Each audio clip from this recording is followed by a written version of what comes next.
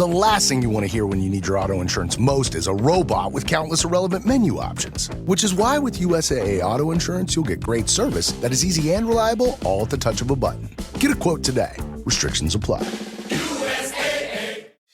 Hey, it's Paris. You know I love sparkly things, right? Like stars. Duh. And thanks to Hilton and Auto Camp, I just slept under them. Picture me, serving looks by the fire outside my luxurious Airstream, making s'mores with the kids, while a national park is our backdrop. The great outdoors meets Hilton hospitality. That's hot. Explore all the new ways to stay at Hilton.com. Hilton for the stay. Is anyone out there? Another salesperson enduring the endless search. Exhausting. If you want to get right to the right conversations, you need LinkedIn Sales Navigator. Whether you're looking for new leads or strengthening existing relationships at your top accounts, get right to the right conversations with LinkedIn Sales Navigator. Try LinkedIn Sales Navigator now with a free 60-day trial at linkedin.com/trial. That's linkedin.com/trial. Terms and conditions apply! After Zoomies at the dog park, it's time for Drive Up at Target. In goes a big bag of kibble and one squeaky chicken toy for the good boy. Drive Up that's ready when you are, only in the Target app. Just tap Target.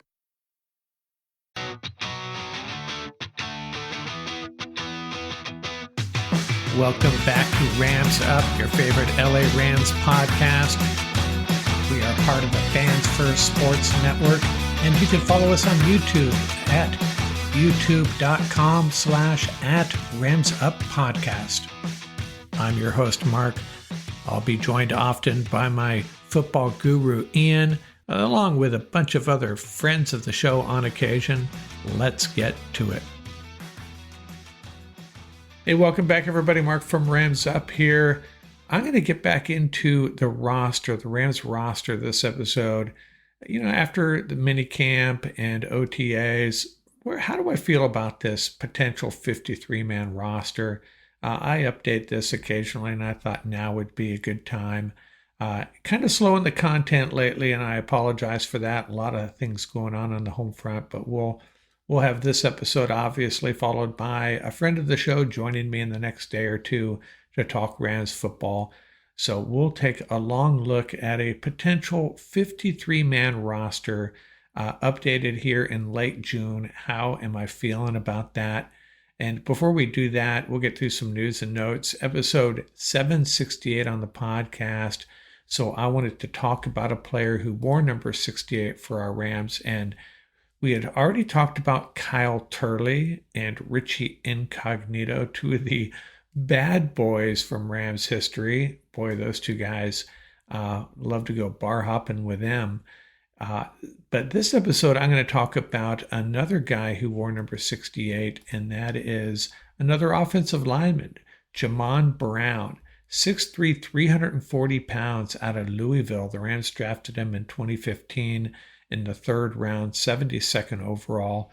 Started 30 games over 3 years for the Rams, 3+ years. So he was there when McVay came on board.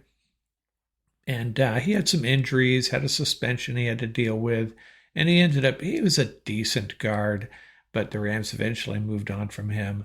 And interesting guy, he did not play a single snap at guard in college, and that's where the Rams played him. He became entrenched there briefly at right guard. And J.B. Scott had an interesting comment about a year and a half ago, when the Rams drafted KT Leviston, compared Leviston to Jamon Brown, a guy that was probably going to transition to guard in the National Football League. I'm still not sure what Leviston is. Maybe we'll find out in the preseason. But Jamon Brown at number 68 for our Los Angeles Rams. And briefly St. Louis. He played 1 year in St. Louis under Jeff Fisher. So I have a little trivia question here related to Jamon Brown. In that 2017 season, Sean McVay's first year as the Rams coach, what did that offensive line look like? Who were the 5 guys up front? I already gave one of them away for you. I'll share that answer in a second. So get through some news and notes. Okoronkwo was released by the Browns. Remember him, an outside linebacker, edge guy that played for the Rams briefly, so he's a free agent. CBS Sports, they did a look back. Brian Diardo, anyways, of CBS Sports, did a look back following this last Super Bowl. Who were the greatest Super Bowl offenses? And he did select the 1999 edition of the St. Louis Rams, the greatest show on turf. So they are still number one in Diardo's book. And I'm okay with that assessment. And, Ian talked about just a couple episodes ago about how Puka Nacua is starting to get a lot of recognition across the NFL world, writers, media, and experts, but just how good he is. There's a lot of data analytics coming out about Puka, and PFF noted that his coverage, his rating against coverage, his PFF grade against coverage, man coverage that is, 90.9. That's the fourth overall. It led the league in target rate against man coverage 40% of the time, and yards after the catch against man coverage 211. And then against zone coverage, even better, a 92.3 grade, number one overall, and that was a 90.4 Pro Football Focus grade, receiving grade in his rookie 2023 season, and he followed that up with a 92.3 mark, that 92.3 mark this past season. So he was very good his rookie year and even better last year.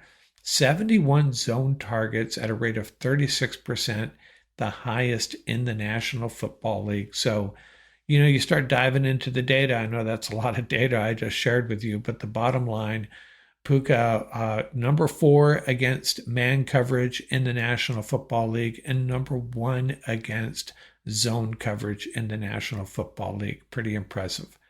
And I got to thinking about Super Bowl winning coaches that are still active in the NFL, and it's a pretty short list.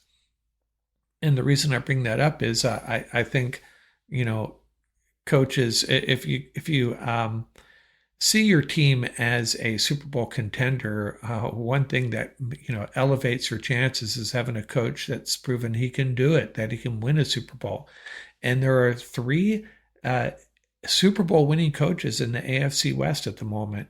That's Pete Carroll, did it with the Seahawks. Andy Reid had done it multiple times with the most recently with the Chiefs, of course. And then Sean Payton, the Broncos coach, who did it with the Saints. There are 2 in the AFC North, that would be Tomlin and Harbaugh, and only 2 in the NFC, and that would be Nick Sirianni and our Sean McVay.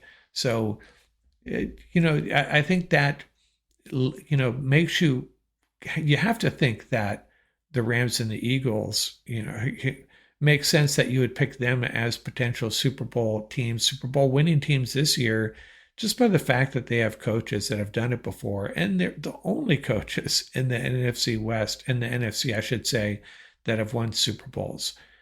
And final note, the Rams signed quarterback Dresser Wynn once again, the 3rd straight year they brought him in. And this makes sense.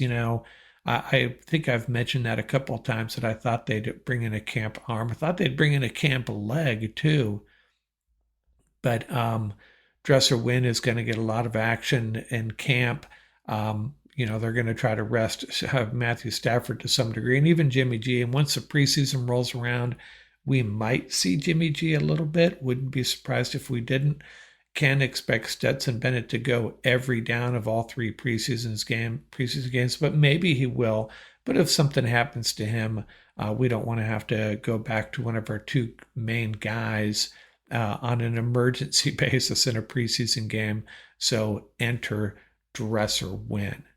Now let's get into my roster. Oh, before I move on, the answer to my trivia question: who is the Rams starting offensive line in 2017? Well, I gave Jamon Brown away as our right guard, And, we know Rob Havenstein, he's been there since the Eisenhower administration. So, yes, he was the right tackle. Andrew Whitworth, he was that big free agent ad. He was our left tackle. And then Roger Saffold was still here. He was our left guard. And John Sullivan was the center. And I think I've talked about most of these guys at one point or another in our uniform series. Now, I don't think we've talked about Whitworth, but that's it. Whitworth, Saffold, Sullivan, Brown, and Havenstein. That was that offensive line. Now, Rams' offensive line in McVay's first year with the Rams. Now let's get into that roster discussion. I'm not calling this a roster lock discussion. I tried to do that last time, and I was throwing percentages out there, and people got a little confused. I was being too trying to provide too much fidelity as far as the chances of various players to make the roster. So I'm not doing that this time. But I will talk through each position group, and we will start with the quarterbacks. And I got two quarterbacks, two and only two, Matthew Stafford and Jimmy G. This episode is brought to you by Nespresso and Samra Origins by the Weekend Coffee Collection. Introducing Samra Origins. My collaboration with Nespresso is a connection to my roots, to my mother, Samra. Coffee that hits the right notes. It transports you. Crafted with unique notes and bold soaring flavors. Experience a taste that moves you. Nespresso and Samra Origins. Discover more at Nespresso.com. This episode is brought to you by Polestar. There's only one true way to experience the all-electric luxury SUV Polestar 3, and that's to take a test drive. It can go from 0 to 60 in as little as 4.8 seconds with the dynamic handling of a sports car. But to truly understand how it commands the road, you need to be behind the wheel. Up to 350 miles of range, the 3D surround sound system by Bowers & Wilkins. It's all something you have to experience to believe. So book your test drive for Polestar 3 today at Polestar.com. Have you ever spotted McDonald's hot, crispy fries right as they're being scooped into the carton? And time just stands still. Ba-da-ba-ba-ba. Hey, it's Ryan Reynolds here from Mint Mobile. Now, I was looking for fun ways to tell you that Mint's offer of unlimited premium wireless for $15 a month is back. So I thought it would be fun if we made $15 bills. But it turns out that's very illegal. So there goes my big idea for the commercial. Give it a try at mintmobile.com/switch. Upfront payment of $45 for 3-month plan equivalent to $15 per month required. New customer offer for first 3 months only. Speed slow after 35 gigabytes if network's busy. Taxes and fees extra. See mintmobile.com. Now, where is Stetson Bennett? I originally had him, I think, as a 50% shot at making this roster. And as I go through this 53-man roster, if Stetson Bennett is on this roster, man, you're cutting a really good player, an important player, potentially important player in the secondary, offensive line, some other positions. I just think they're going to try to sneak him onto the practice squad. Now, if he lights it up in the preseason, it maybe changes it a little bit, but I don't think the Rams, they don't use the preseason games, the results and the performance in preseason games as a big part of their decision-making process. That's just not what they do. So I'm going with two quarterbacks. Now we move on to the running backs. Pretty straightforward. I think it's these four guys, Kyron Williams, Blake Corum, Jarquez Hunter, and Ronnie Rivers. I think Schrader will end up on the practice squad, as well as, we have an undrafted free agent and maybe a late emerging player, a late ad, who knows, that gets on that practice squad. Sometimes you add guys to the practice squad after other teams make their cuts. I think Schrader would be on the practice squad for sure. These are my four running backs. And by the way, this will add up to 53. I'm not going to add them up as we go. But we have two quarterbacks, four running backs, and then we're moving on to the tight ends and four guys here as well. I thought that they might go with three, but if they're really talking about 12 personnel, they're going to go with four, and Terrence Ferguson, Tyler Higbee, Colby Parkinson, and Davis Allen are the guys. Pretty solid tight end group. And, you know, we had originally discussed maybe that was my not so great idea of maybe releasing Colby Parkinson. I'm not the only one that thought that was a possibility, but weighing that against the likelihood they're going to go 12 personnel more, Colby Parkinson is a good blocker. Probably needs to use his physical advantages more than we saw last year in the run game and the passing game for that matter. But those are my 4 tight ends. Let's move on to the offensive line, and this gets a little bit tricky. So this is working under the assumption that Alaric Jackson is not on the 53-man roster. If he is, obviously changes things. I'm just kind of deducing he's not going to be ready to go, as sad as that is. But, you know, his health in mind, it's probably a good thing. So, offensive line, I got DJ Humphries and Rob Havenstein as the starters. At guard, Kevin Dotson and Steve Avila. And then at center, Coleman Shelton, backed up by Bo Limmer. And then 3 additional backups in addition to Limmer: Justin Dietich, Warren McClendon, and David Quisenberry. I think McClendon and Quisenberry can back up the tackle positions. McClendon has some flexibility there, and Dietich would be the first man up at one of the guard positions. And yes, only 9 offensive linemen here, and I know there's probably going to be some disagreement on that. I'd love to go 10, especially with Alaric out, but, you know, it would have to be at the expense of another position, obviously. I've already limited it to 2 quarterbacks. Yeah, I just don't know where we can buy another a slot for this offensive line. You'll see what I mean as we walk through this. How do I feel about this offensive line? Well, if Humphries is up to the task, we'll be fine. I'm not convinced that he is, but the Rams will get him coached up, and, you know, if he's fully back from that torn ACL, he could be much better than a lot of Ram fans are predicting. On to the wide receivers, and Nakua and Devontae are the 2 main guys. Obviously, Whittington and Atwell, 2, you know, respectable number 3 and 4 wide receivers. And then I think Muntfield makes this 53-man roster, leaving us a decision to make: Xavier Smith or Britton Covey. Now, I know a lot of folks, including Ian, are convinced they assigned Covey to be a big part of this return game, especially with the rule changes. I don't think they can carry Smith and Covey. Now, I understand Covey is more of a special teams specialist than a wide receiver, and that was kind of Smith's role as well, right? So I don't think they carry both these guys. I just don't think it makes sense. Now, moving on to the special teams: Joshua Carty, Ethan Evans, and Alex Ward. Not much to discuss there. Pretty solid, if unspectacular. And maybe, you know, if we see more of what we saw late in the year from Evans and Carty, maybe we'll be characterizing it as spectacular at the end of the year. Defensive line, I have 6 defensive linemen: Kobe Turner, Braden Fisk, and Poona Ford.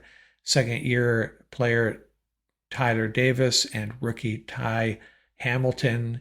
And then Deshaun Johnson or Laurel Murchison. I'm leaning towards Murchison. I think he provides more flexibility. I think he's stronger against the run. Deshaun, I think, has some limitations. Both of them have played well when given the opportunities. I don't think we go with 7 defensive linemen, though. On the edge, kind of the same deal. I think we know who our 4 main guys are: Jared Verse, Byron Young, Josiah Stewart, and Brennan Jackson. Unfortunately, Stewart and Jackson, a little bit unknown what they bring to the table.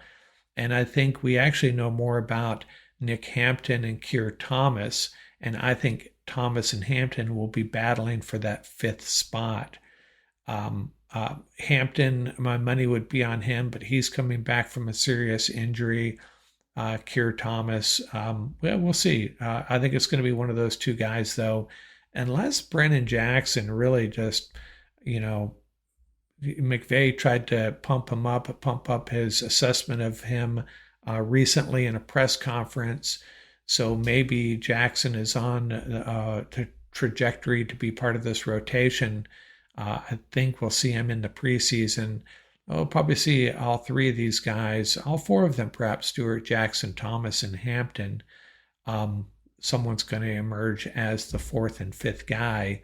My money is on Verse, Young, Stewart, Jackson, and Hampton. Again, depending on how if Hampton is fully recovered from that injury. Next up, the inside linebackers, Spates, Landman, and Paul are on this 53-man roster for sure. And I think Sean Dolak is trying to end Troy Reeder's time with the Rams. And Reeder just, will not go away, and give him credit for that. Rams love him for from some very specific reasons. One of them being the ability to lead that defense, call the defense, wear the green dot, locker room presence, I'm sure, as well. So we'll see. I know a lot of folks saying Reeder has no shot at making this roster, and I beg to differ. Sean Dolak is going to have to prove he can, run the field at the NFL level. I think he can, based on, his resume at the University of Buffalo, what he did there. Really talented guy. Surprised he didn't get drafted, but it's going to be a battle, I think, between those two. And the cornerbacks, we'll go with Akilla Witherspoon and Darius Williams, Kobe Durant and Emmanuel Forbes, and then a fifth guy. And this is where the Rams may have some flexibility. I'm not listing Quentin Lake here, and maybe I should just list defensive backs. And Quentin Lake plays more cornerback than he does safety, at least last year. But let's just set aside Quentin Lake for a moment. And let's say the Rams go with 5 cornerbacks. And this is where the Rams could buy a spot if they wanted to carry a 10th offensive lineman. They wanted to carry Xavier Smith and Britton Covey. They could carry just those 4 cornerbacks I mentioned, Witherspoon, Williams, Durant, Forbes, and throw in Quentin Lake. But battling for a 5th spot under this scenario, I have Sean Jolly, Darion Kendricks, Charles Woods, Josh Wallace. And if they bring on Ramsey, I still think they would carry Ramsey and those 4, Witherspoon, Williams, Durant, Forbes, and Lake. I know it gets messy. Ramsey could be more the star position. Maybe Quentin Lake becomes a pure safety in this scenario. But that's how I'm calling the cornerback spot on this roster. The 4 guys, Witherspoon, Williams, Durant, and Forbes, and potentially one of these guys, or Ramsey, one of these guys being Jolly, Kendricks, Woods, Wallace, and Ramsey. Quentin Lake, we'll talk about him in a second. We'll talk about him right now. We have Cameron Curl, Cam Kinchins, Quentin Lake, and Jalen McCullough. And I get it, Lake, maybe not shouldn't be listed here as a safety. It just gets complicated because of the Ramsey deal. So maybe, just maybe, they don't carry a 5th safety. In this scenario, I'm saying Tanner Engel or Nate Carcel or someone else. I think the John Johnson train has left the station and he will not be at it. So this is where the one area where the Rams have some flexibility to mix it up a little bit. If they were to add Ramsey, they could potentially just carry Curl, Kinchins, Lake, and McCullough, 4 safeties in name, and then you go back to that cornerback group and you carry just Witherspoon, Williams, Durant, Forbes, and Ramsey. So basically 9 defensive backs. I think that's what could happen. And if they did that, you can add a 10th offensive lineman, I think is what I would expect them to do, as opposed to carrying Xavier Smith and Britton Covey. So I know, pretty messy, especially on audio, pretty hard to follow. But what I'm saying is I'm calling 10 defensive backs here. But if they added Ramsey, I could see them going 9. Even if they didn't add Ramsey, maybe go 9 defensive backs and add that extra offensive lineman.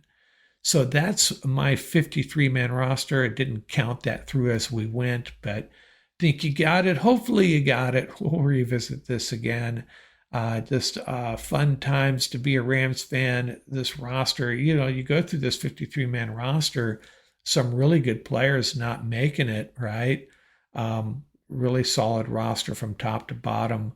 No glaring weaknesses. A little concerned about left tackle right now, obviously with the Alaric Jackson situation, and maybe a little concerned about the top end of our cornerback group. But other than that, pretty darn good 53-man roster. That's how I feel anyways here. I'm always looking for ways to show my cat how much I love her. And with Fancy Feast gems, I can pamper her whenever I want with a savory gravy on top of a gourmet mousse pâté. The pyramid shape makes serving simple, so all I have to do is peel and plate to make mealtime feel extra fancy. And with 2 entrees in every pack, it's easy to turn every day into the extraordinary. Fancy Feast gems.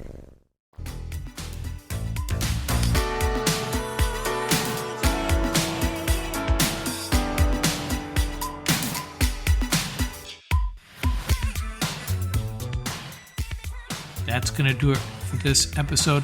Remember, you can reach us at ramsuppodcast@gmail.com. And don't forget about our YouTube channel. Till next time, keep the horns up, stay safe, and have fun out there.